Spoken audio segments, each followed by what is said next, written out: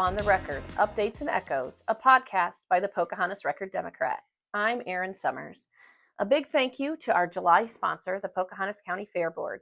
We are so excited that this is Fair Week. Be sure to head to the Pocahontas Expo to see what's new this year and check out all of the great projects that the 4-H and FFA kids have brought to the fair. You know, I was out this morning already taking pictures of static exhibits. There's some really, really cool things that the kids have put together. So go show your support the Fair Board, and make sure that we can continue to have a vibrant and fantastic fair for our community. This week's going to be exciting with that. Last week was pretty exciting in Pocahontas County too. Lorenz held its annual summer celebration. This year's theme was celebrating America's 250th birthday. They had fireworks. They dedicated Sportsman's Pond, which has had a lot of restoration and renovation work over the past few years. There was a parade on Saturday, a full day of fun. There were competitions. Pick up this week's paper to find some photos and a story about the pond restoration project. And then after I took pictures in Lorenz, I got in my car and drove over to Rolfe. Definitely drove the speed limit to make it in time to get pictures at the Rolfe parade.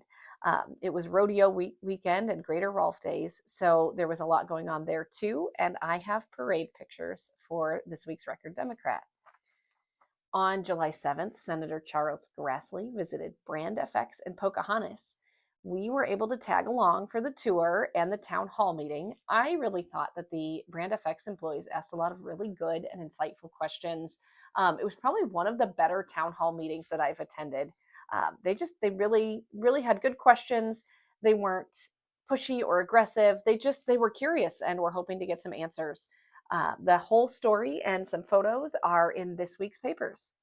The Pocahontas City Council had a regular meeting and a special workshop and met for more than 4 hours total last week, working through a number of issues. They had some closed sessions. I was told they did not take any action after those closed sessions. But we've got the story on what they did get accomplished in this week's paper. You will also find some photos and a feature story about Willie and Dirk Miller and their new business, Miller Brothers Custom, which is a car restoration shop that is in Gilmore City. They are the latest recipients of the Pocahontas County Economic Development Jumpstart Grant. You can read all about it in this week's RD. In the BV Journal, you can read about the decision to pursue a man-made pond-type water park for the city of Newell. The presentation by the Newell Pool Committee members was really interesting, and I have to say, I think I was a little skeptical too. The committee members and the mayor all said they were pretty skeptical of the idea, but when they reframed the idea from a pond to swim in to a water park with inflatable features, they started to get really excited about it, especially after visiting a similar park in Wisconsin. So you can read all about that in this week's BV Journal. Also on the front page of the Journal is a submitted article about Newell joining the Hometown Pride program. You know, all of the Pocahontas County communities are already in Hometown Pride, and now Newell is joining as well. In sports this week, 2 teams ended their 2026 season, while 2 are still in action as I record this on Monday. The Newell-Fonda Mustangs softball team was set to play tonight, Monday, July 13th, against Remsen St. Mary's at 7 o'clock in Fonda in the Region 6 final. They earned this slot with wins last week over Galen Catholic and North Union. The Pack Indians baseball team is hoping for its first trip to the state tournament based on what I saw on Facebook. I know they won. They said it was their first trip to the state tournament. The Indians won a District 3 championship game 8-1 over Forest City on Saturday, and they beat Clarion Goldfield Dows earlier in the week. They are set to play Roland Story City on Tuesday night in Clarion.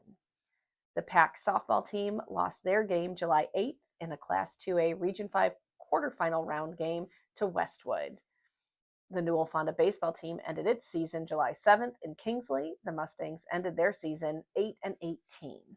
So we're wrapping up summer sports. We're wishing lots of good luck to the Newell-Fonda Mustangs and to the Pack Indians baseball team, and we hope that we are still talking about you next week. Up next is the Echoes part of the show. Welcome to the Echoes part of the show. I'm Erin Summers. With me is Sandy Rutherford. So today, I've got a question for you. Do you ever, you've worked at newspapers for a while, have you ever seen letters to the editor wars? where people are writing back and forth like multiple times. Been a while. Yeah. I used to work at papers that had pretty lively letters to the editor sections. And we've had some good ones in the Record Democrat lately. Yeah. But, they used to be, like, people used to subscribe to some newspapers just for the letters to the editor, right? Because their communities would write in. These would be really vibrant letters. So that was something unexpected that I came across on the front pages of that's the Pocahontas County Sun, April 6, 1905 and April 13th, 1905.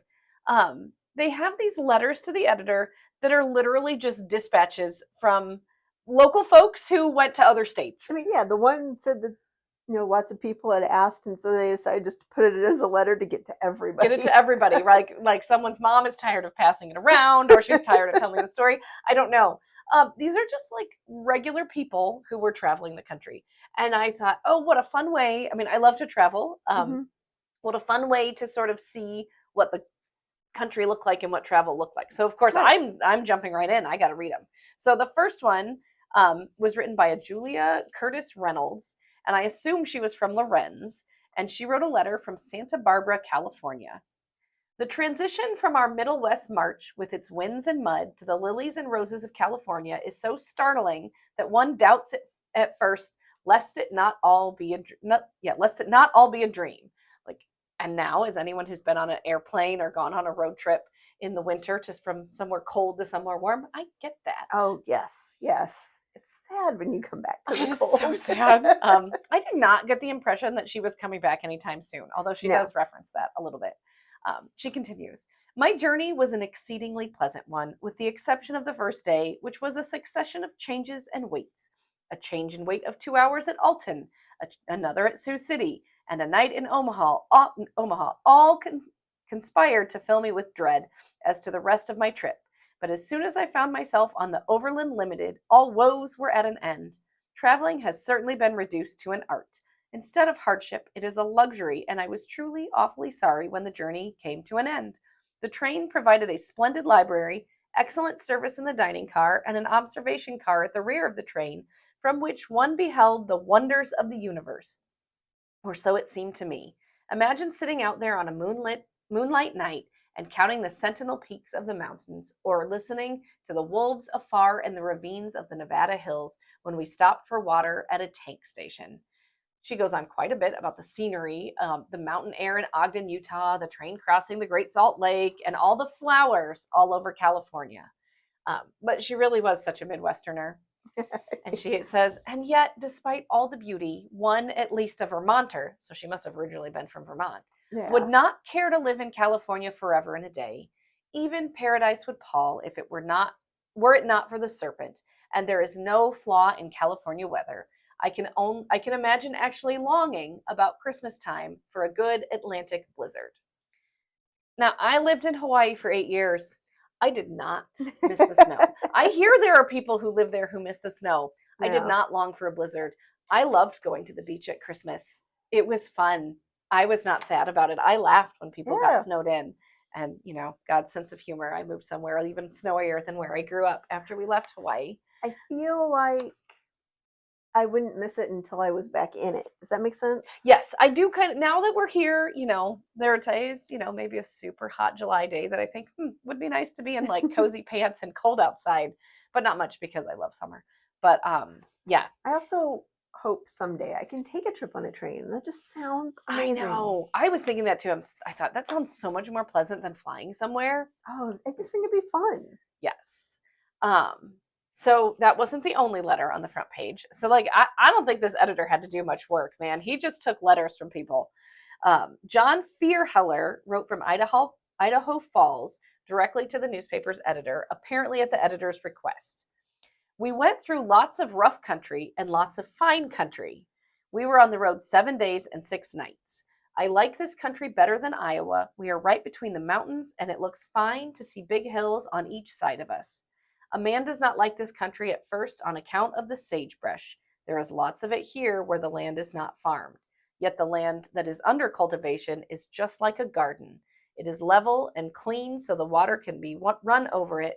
This is a fine country, for there is no rain to stop the work, and the wages are good. A man can get his $2.50 to $3.50 per day and board, and by the month he can earn $35 to $40 in board. My advice to many young men is to come out here to work, for the country has great possibilities for those who are industrious and wide awake. The small grain I have seen is far ahead of the grain in Iowa, and we are sure of a crop every year. We don't need to wait on rain to make the crops grow. We have all the water we need. We get it from the Snake River north of us. That sounds very optimistic to me. To be perfect. Like, I read it and I was like, it's like this every year. I feel like that is not true. Yeah, I feel like he hasn't been there long enough to know. Yeah. I did Google. Idaho does get droughts sometimes. So, I mean, I don't know that that means the Snake River, which I know is a big river, is completely dry, but I'm sure there are years you are Goes not down, irrigating yeah. from the Snake River. Yeah, but I mean, it was so optimistic. You can make, and I bet they were making good money. And on a good year, it does sound like they were growing great crops. I will point out, Idaho is still not known as like a great grain producer. I don't know. Yeah. No, Iowa I still agree. wins. So then the next week, the Sun has a letter from L.J. Reed, who is living in Grand Junction, Colorado. It's long, and so I just pulled out a few little highlights. It was really interesting. This part of Colorado has fine country schools. They are run somewhat on the plan that the county superintendent of schools in Pocahontas County advocates. The schools are a good ways apart and districts large, this district having 102 people of school age. Every schoolhouse has at least 2 rooms and 2 teachers and occasionally 3. The weather here, while better than what you have had in Iowa, has not been real good all the time. Have had quite a good deal of rain in the valley and snow in the mountains. While wife's health has been pretty good, still she is bothered with asthma, but not bad. We think when the weather gets settled, she will be a great deal better. And then this last little tidbit. Clothing, dry goods, boots, and shoes are about the same price here as in Lorenz. Flour is cheaper, groceries higher. Out on the ranches, as the farms are all called here, no matter how small they are, work seems to be plentiful at about $25 per month. Your humble servant has been working in the ditch for the irrigation company at $1.75 a day, with the object of working himself up to the position of ditch rider. So you were making a little bit less in Colorado. I don't know than in Idaho. I don't know what the cost of living was in Idaho at the time, but I thought that was interesting because I would imagine similar environments, mountains, and trying to get all that settled. But I really like that part in particular where he compared the prices. I thought that was really useful and would probably have been really fun for people to know, because don't we all do that on vacation? What's more expensive here? We do. When we were, I don't know, I was probably 12. When we went to South Dakota, my mom documented everything. Oh, did it has she really? Like all the prices of cool. everywhere we went. And it's just kind of fun to be able to look back and be like, oh, it only cost this much to go here, or the gas was this price, hotel was this. Mm-hmm. When we went east last summer, I went into the grocery stores expecting everything to always be more expensive because I'm just used to more populous areas being more expensive. And then I realized that a lot of those stores are so much closer to where imports and stuff are coming in. Like a lot of the produce was the same price or cheaper than most of our grocery stores here, which really surprised me. I was really expecting stuff to be just outrageously expensive. We were in didn't have all the transport costs. Yeah, exactly. So I just thought that was So me, that's the kind of thing that I pay attention to, is these price comparisons. Yeah. So anyway, so those were the letters. I just, the other thing I thought about is we don't do this in the newspaper anymore necessarily, although we definitely write about people who grew up here and go live somewhere else. Yeah. But it's what we're all doing on social media. Right. That's true. Yep. You get back from your vacation and you write up and you have all your pictures saying gas was this much and my pizza cost this and how it compares to what's at home. And we're doing the same thing. People are the same 120 years apart. Yeah. So what did you find? Because I see highlights. Oh, yes. Well, I thoroughly enjoyed the Colorado one because my son lives in Colorado. And so, it just kind of feels like a thing now. But yeah, just going through and the on the trip, and he says that it being nighttime, we missed seeing the sights from here to a little way west of Leadville, the town without any cats. Oh, and I missed that part. I did Google it, and they said that it is just kind of an old wives' tale that the town doesn't have any cats, but for some reason that was just their thing. That's hilarious. And then the Busk Tunnel, they went through the Busk Tunnel, and this is from the Aurora, Colorado website, that it says they used to force water through an old railroad tunnel that was converted to an automotive tunnel, and it's 9,394 foot long railroad tunnel at an elevation of almost 11,000 Wow. feet. It was built for the railroad in 1891 to replace the Hagerman Tunnel and to provide a lower, more direct route. It was converted to auto in 1922 and had a toll carrying than the State Highway 104. The tunnel was closed in 1943 after a partial collapse. Oh gosh. And even with the collapse, the water still is able to travel through the broken rocks to Busk Creek, which feeds into Turquoise Lake. Huh. So, yeah, 9,000 feet long tunnel. I would not enjoy driving the mountain. And imagine what speed you're going in a car in 1922. Oh, I'm right? Like, oh my gosh. And then farther down, he said that where they're living, they were living 6 miles north of Grand Junction on a fruit ranch and have a nice place surrounded by mountain scenery. And a mountain called Grand Mesa is a little way west of them. And so I looked that up too. Yeah. It says the Grand Mesa is the largest flat top mountain in the world. Oh, cool. With over 300 lakes and encompassing more than 500 square miles.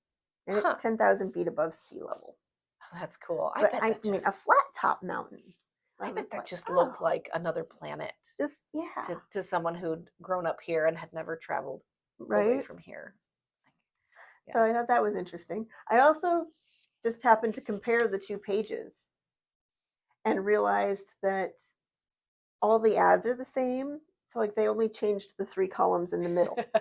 Well, it was very efficient. So it was very, yeah. I really should look up more about, I wonder if we could find a good explanation of what it was like for them to lay out the newspaper in the early 1900s and what all, with the lead type and everything. Yeah. Because sometimes I just think they managed to get out a whole newspaper every week. And this is one shortcut so that they can get them out every week, because leave that part the same and change it out. That makes sense to me. We do some of the same stuff. We do. Yeah, absolutely. Like in the Lorenz Sun last week, we had the Years in Business, and like we keep the boxes, and we did the same for the Record Democrat. When we do the Years in Business, we keep the same boxes and just change the dates, and if anybody has any changes to their logos, but it's all mostly the same. Yeah. Or even just when you open up a template for the newspaper and here's where the churches go and here's where my column goes, and there's stuff that's just built in there that. And if it's not broke, don't fix it. So at some point we'll have to go and look and see how many weeks in a row they use that as their front page, because that would be funny. So that's some interesting letters to the editor from 1905. Again, just such fun glimpses into what life was like. I just think it's so much fun and so interesting. I also was really impressed. I will just point out they did have pictures on their front page. Now, the scanned version, it's really hard to see them. But I imagine that was pretty fancy for 1905, to be perfectly honest. So thank you again for listening. And thank you to the Fair Board for sponsoring us for the month of July. We will talk with you next week.